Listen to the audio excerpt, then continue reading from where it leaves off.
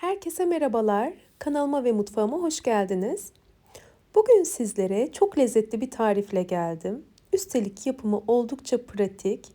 Hiç fırın kullanmadan ocakta tencerenin içinde hazırlayabileceğiniz fincanlarda hazırladığımız kek tarifi.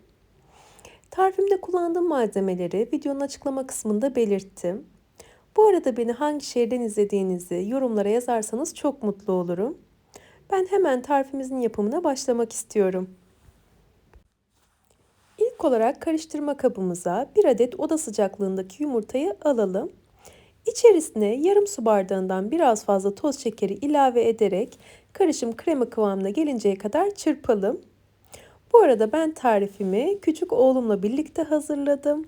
Oğlum kek yapmak istedi benimle birlikte ve biz de böyle pratik bir kek yapalım dedik. Boyalı elleriyle birlikte benim yardımcım oldu bugün tarifimde. Çok keyif aldık hazırlarken. Umarım sizler de denersiniz ve beğenirsiniz tarifimizi. Eğer çocuklarınızla yapabileceğiniz etkinlik arayışındaysanız bu tarz tarifleri de değerlendirebilirsiniz bence. Çünkü çocuklar bir şeyleri ürettiğinde çok mutlu oluyorlar ve o ürettikleri şeyi zevkle, keyifle, lezzetle tükettiklerinde çok mutlu oluyorlar. Biz zaman zaman oğlumla bu tarz şeyler yapıyoruz. Sizlere de öneri olabilir. Karışım krema kıvamına geldikten sonra 1 çay bardağı sütü ekledim ve yarım çay bardağı sıvı yağı ilave ettim. Artık kuru malzemeleri ekleyebiliriz. 1 su bardağı unu, 2 yemek kaşığı kadar kakaoyu ve birer paket kabartma tozu ve vanilyayı eleyerek ekliyoruz. Keki yaparken her zaman belirtiyorum. Kuru malzemeleri eleyerek eklemenizi öneririm. Böylelikle kekiniz çok daha güzel olacaktır.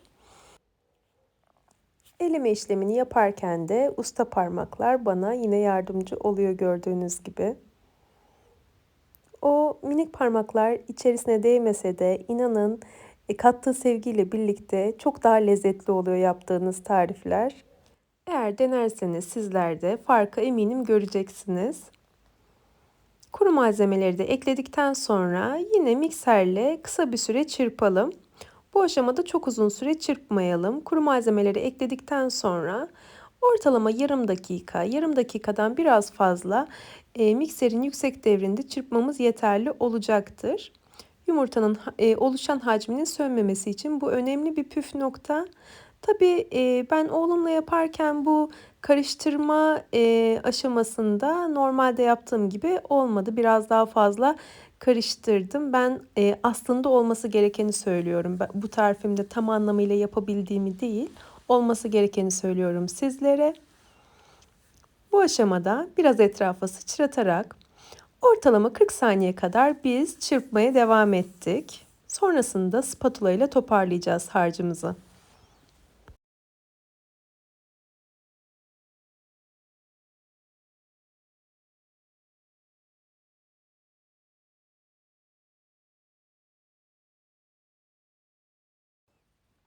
Kenarlarından toparlayarak alttan üste doğru dairesel hareketlerle şöyle bir harcımızı toparlayalım. Belirttiğim gibi alttan üste doğru dairesel hareketlerle yaparsanız kekin hacmi çok fazla sönmez. Tabii bu şekilde oğlumun yaptığı gibi yapmak da bir alternatif tabii ki. Kek harcımızı içini yağladığımız fincanlara dağıtabiliriz. Böyle bir harç dağıtıcım vardı. Onunla dağıttım ben. Kepçelerle de dağıtabilirsiniz. Yarısından biraz fazlasına gelecek kadar kek harcını fincanlara bölüştürdüm. İçerisini ben sıvı yağla yağladım. Katı yağla da yağlayabilirsiniz. Zaten çok fazla zorlamadan çıkıyor soğuduktan sonra kekler. Bu konuda sıkıntı yaşayacağınızı düşünmüyorum. Dikkat etmeniz gereken hani alt kısmı geniş, ağız kısmı dar olan fincanlardan çıkartmanız zor olabilir. Bunlar gibi ya düz bir şekilde olsun ya da dip kısmı dar, ağız kısmı geniş olan fincanlarda hazırlamanızı öneririm. Geniş bir tencereye fincanlarımı aldım.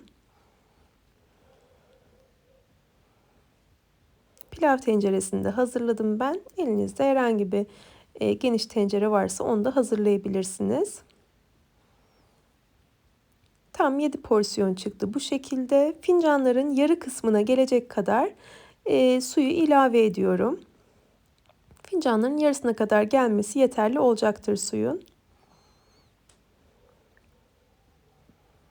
Sonrasında üzerine bir bez örtüyorum ve tencerenin kapağını kapatıyorum. Buhar yapmaması için üzerine bez örtmeniz oldukça önemli. Ocağa alıyorum ve ilk olarak yüksek ateşte, su kaynayıncaya kadar yüksek ateşte, sonrasında kaynamasıyla birlikte fincanlardan ses gelecektir. Ocağın altını kısalım ve kısık ateşte ortalama 20 dakika kadar pişirelim. 20 dakikanın sonunda kapağını hemen açmıyoruz. Ocaktan aldım ben. Bir 10 dakika kadar dinlendirdim kapağı kapalı bir şekilde.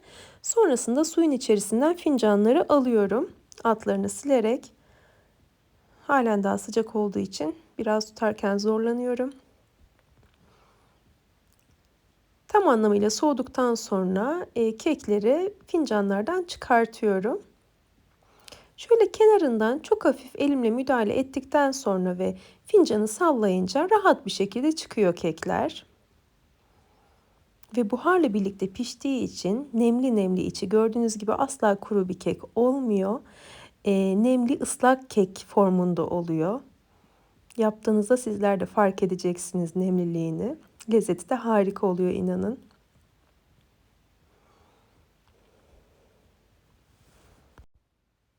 Çok kısa sürede servise hazır hale geldi kekimiz.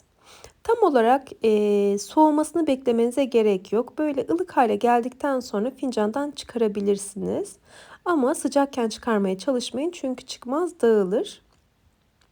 Dilerseniz keklerin üzerini süsleyebilirsiniz çikolata ganajla ya da çikolata sosla ya da meyveli soslarla zevkinize göre.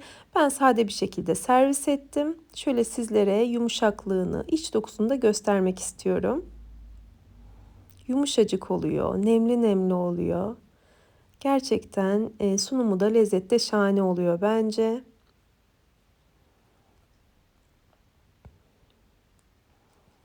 Umarım tarifimi denersiniz ve beğenirsiniz. Eğer tarifimi buraya kadar izlediyseniz ve beğendiyseniz aşağıda yer alan beğen butonuna tıklarsanız çok mutlu olurum.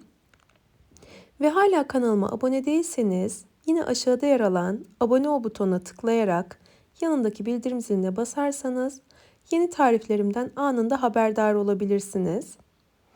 Yeni tariflerde görüşmek ümidiyle sağlıkla ve afiyetle kalın. Hoşça kalın.